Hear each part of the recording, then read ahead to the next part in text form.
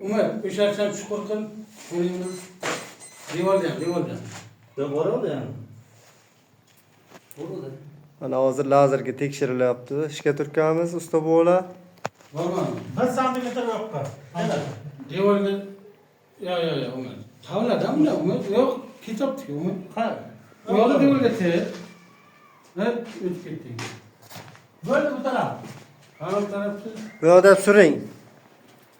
Rivalga sukasan, rivalga su. Kötü böyle. İşte olmuyor garanti. Onun sen salçamlı olur. Ne buyurganda ham? Geçen böyle mi? Barram. Başka Türkiye borçlu buyurgan böyle. Bozma. Birinci kuruluş yapacağım onu. Ha. O rivalga bize erkek İyi Umar. yapar yok şey onu. Eski orası için olursa böyle. Ha. Ama biraz dedi güppesi. Böyle yapamaz.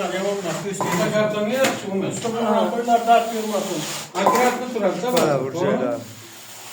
Yer olsa olur. Kara dörgen çizen var. Yaşıyla ha. Ara Türkiye lazım öyle ya.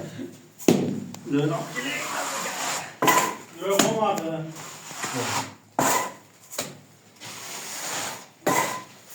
Vallahi ne yok senin mi? Yok öyle. O an cevap değil mi? Umar. Video siyam bir kitap mı? Rakşam mı? Ulan.